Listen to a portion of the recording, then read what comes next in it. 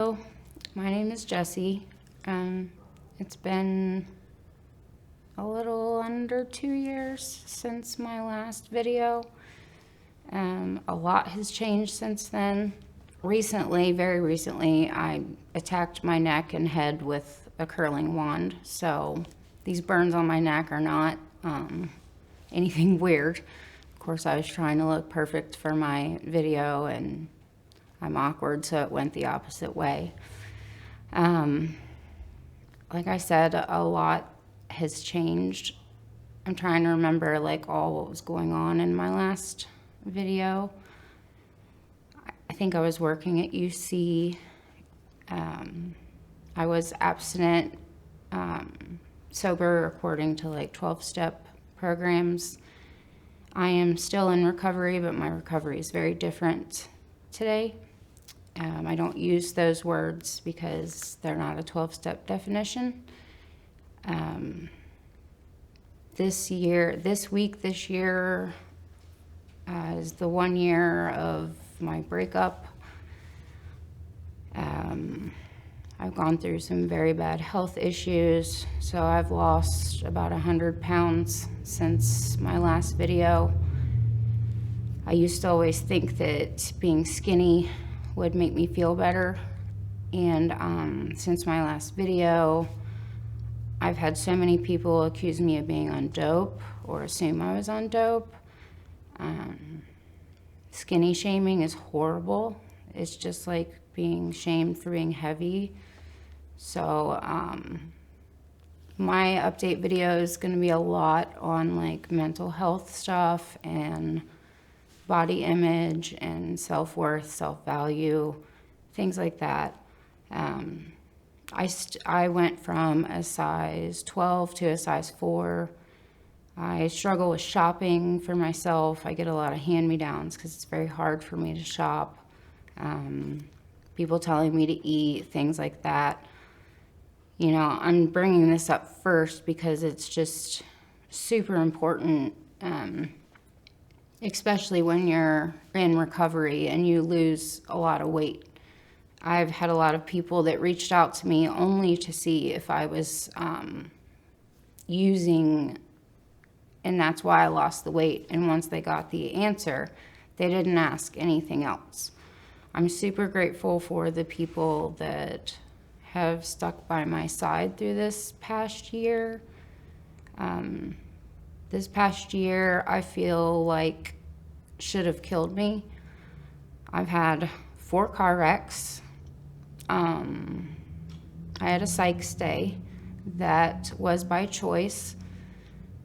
When your mental health dramatically changes and all your coping skills you know to use don't work anymore, and the only other options you know is to use drugs and alcohol, and you don't want to do that, you know, it's hard. After the breakup, I lost my identity.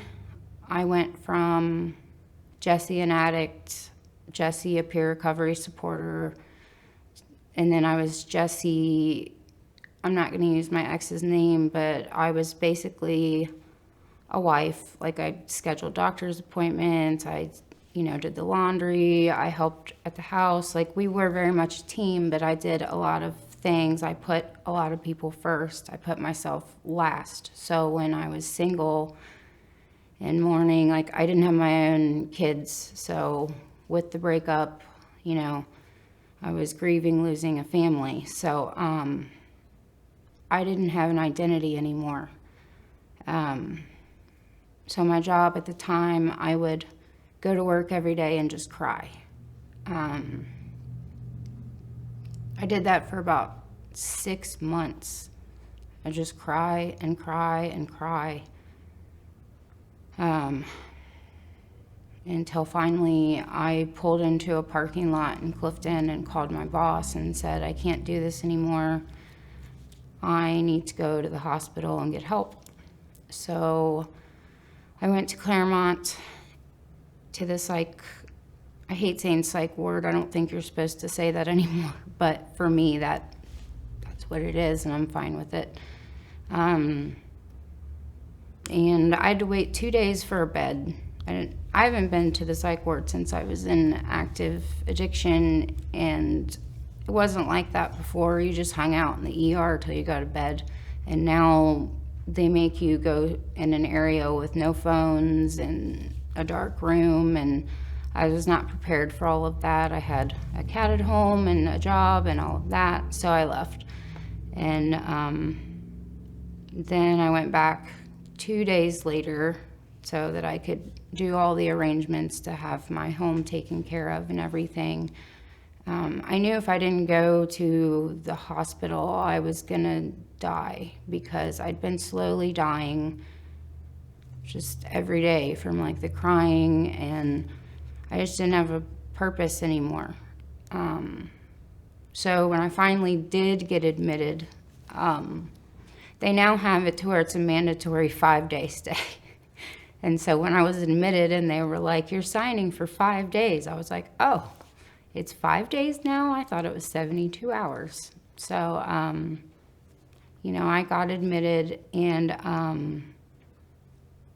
I didn't even know what was wrong with me anymore or what to work on. The counselors and stuff asked me, what do you like to do? Tell me about you. And I said, I don't know. I like to go to raves and shows. I like to spend time with my cat. That's it. I was very ashamed to be there, because I felt embarrassed being in a psych ward when I wasn't in active addiction or suicidal. But when I was there, everyone else there was just like me, and we were explained to what a mental health relapse is. And, when you're in recovery and also have mental health issues, it's super important you take care of both. I've always been good about my recovery. I've been spotty with my mental health stuff. But, this year spiraled so badly that I didn't even know what my mental health was anymore. And one of the things I struggled with a lot was not setting boundaries. I've always been really good about that, but keeping them. And when I was in there, one of the groups was, no is a complete sentence. So it was almost like my higher power, I was meant to be in this place, because that group taught me that, like, when you set a boundary and with no is a complete sentence, you just say, I'm sorry, I can't. Because my problem was always, well, I'm sorry, I have this and this and this. And when you start to further explain your boundary is when you're leaving room for someone to push it. And then you give in to it. And then the next group was, you threw like a beach ball, and whatever your thumb landed on, that was something you had to do. And it was, say I love you 5 times. And I started crying my eyes out, and I could not do it. And I left the room. That was in February. I learned about the boundaries, which was great. But I couldn't even like myself. I was so guilty from my part in the relationship ending, in these car wrecks. I felt like my higher power was punishing me, and I didn't deserve anything good. Any friendships I had didn't work out. I had attempted dating, it didn't work out. I've had horrible luck this year. I joked around and said that Billy Mays was the narrator of my life. I still think he is. I wish he'd chill out a little bit. But I got into DBT therapy, and DBT therapy has been life-saving for me. I can't remember exactly I think it's dialectical. I'm probably wrong. Google it.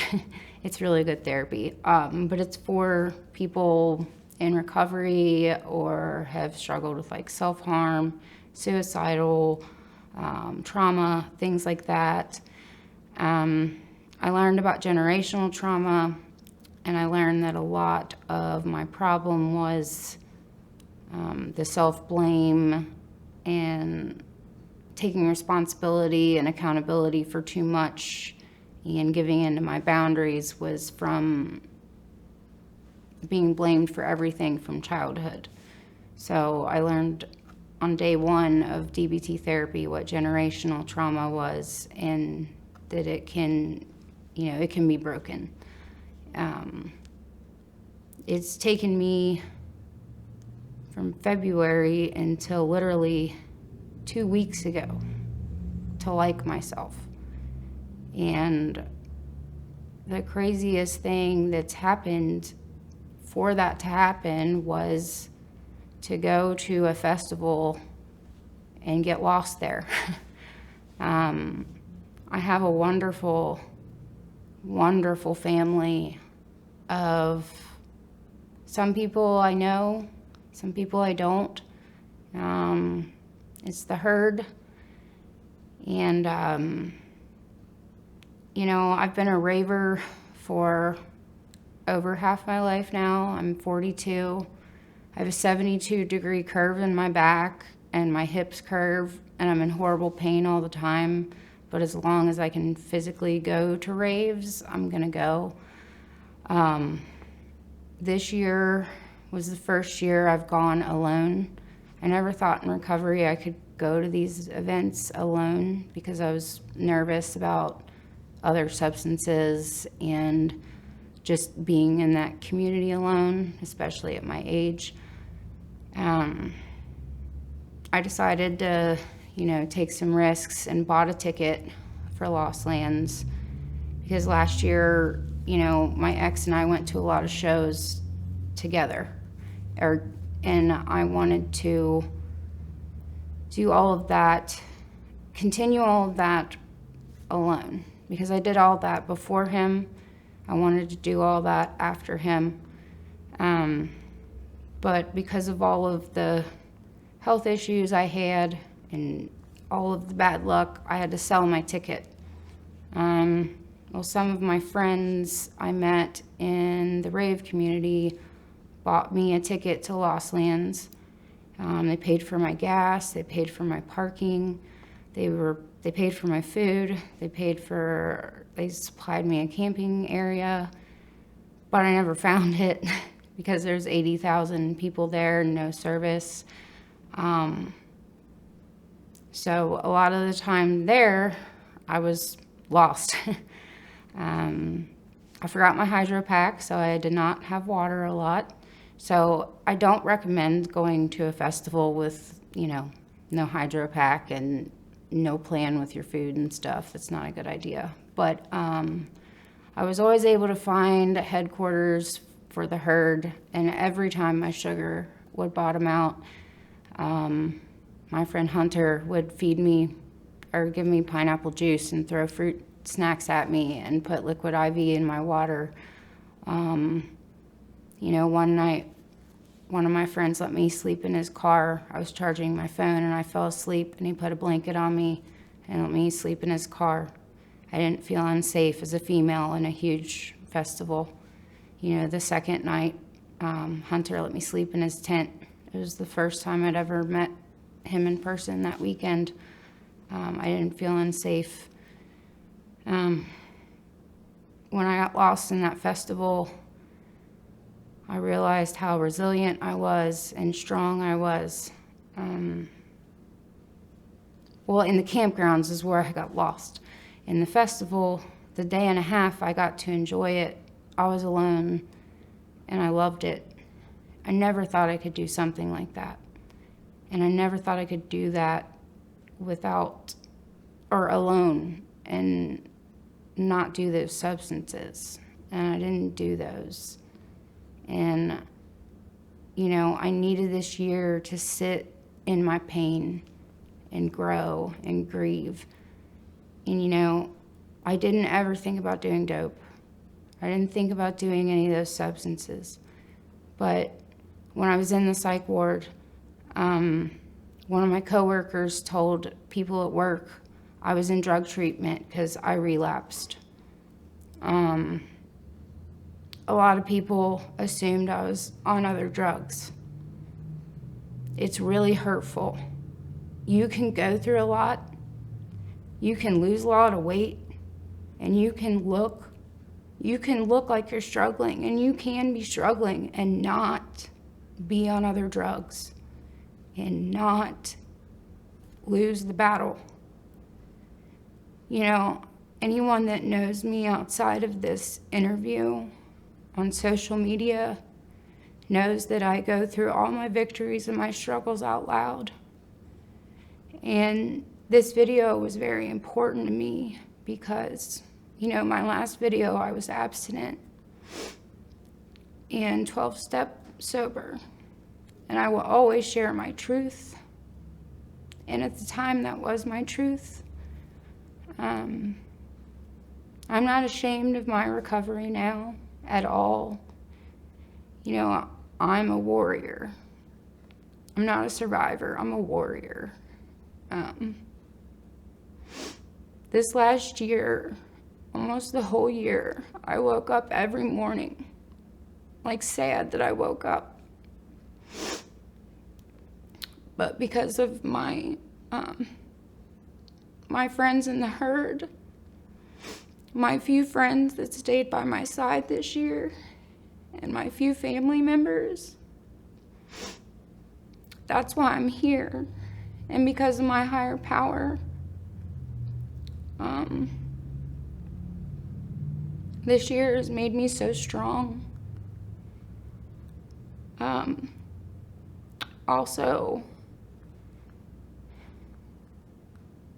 please, if you're actively using, please get xylazine strips. Please. Not enough people are talking about xylazine. If any substances you're getting fentanyl strips for, get xylazine strips for.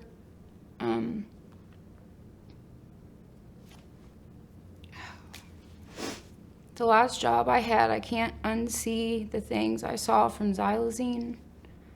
A lot of the overdoses are from xylazine. You can get 10 strips online for $30, I think. Might be cheaper than that now. It's worth it. Recovery is not one size fits all. There are so many people dying, and there are so many people that are so worried about who's clean, who's sober, rather than who needs medical treatment before drug treatment, or just needs maybe a hug, or needs just someone to be kind to them. Like, who cares how we all do it today? We're all just trying to live. I do know that festival experience I had with, you know, my rave family, it was like a light switch for me. When I came home 2 weeks ago, even though I'm malnourished, because like I ended up coming home because I spent Saturday of the festival in the med tent, or medical building. I ended up with 2 bags of fluids, a bag of sugar water, and 3 emergency blankets, because my body was like, you're stubborn, we're done, you're going home. So I learned that I can do anything I want, but I have to eat and drink water. You know, I was just out of work for almost 2 months, selling my stuff, having my parents help me with stuff. I finally got a job because an amazing woman I'm friends with her outside of the hours of 9 to 3 now, Monday through Friday. She took a chance on me, and she's the first person that's taken a chance on me in 2 months, because I took a chance on myself and asked her for a job. And I am cleaning houses.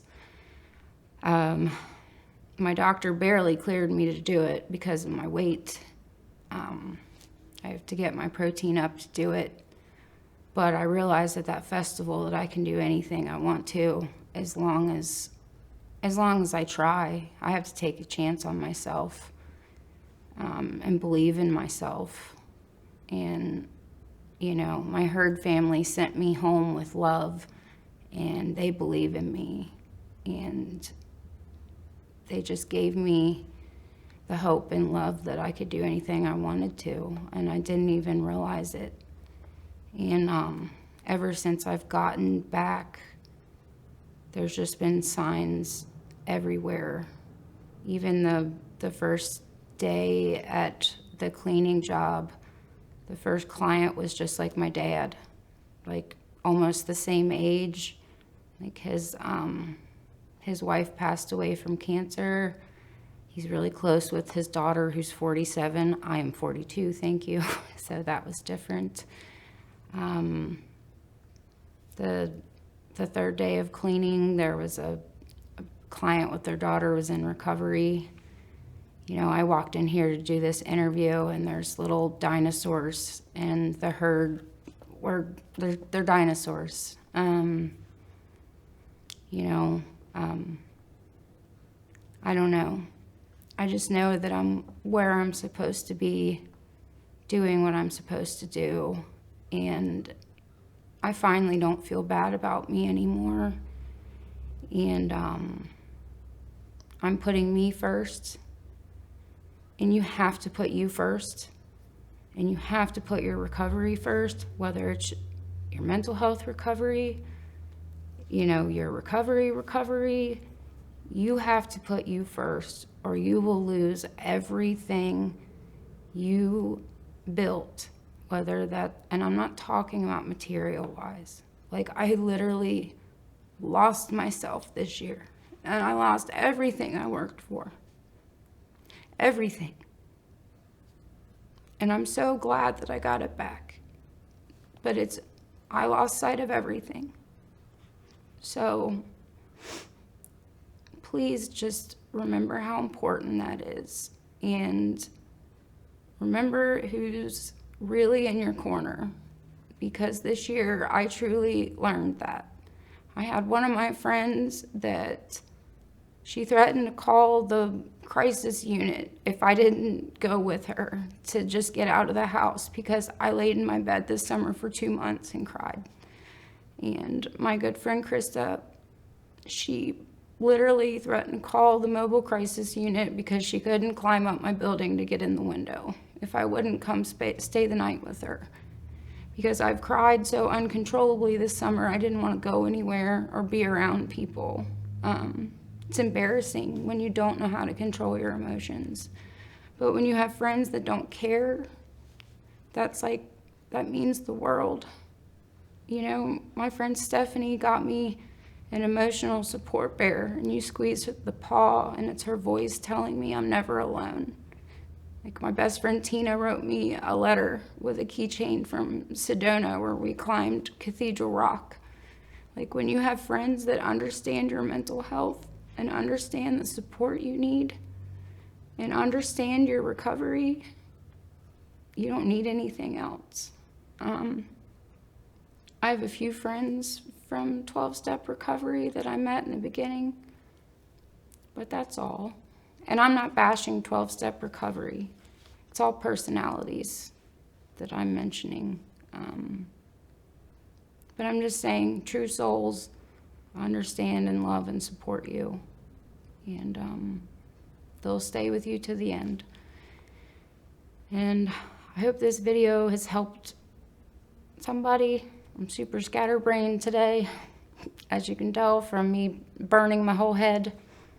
And that's all I have for you.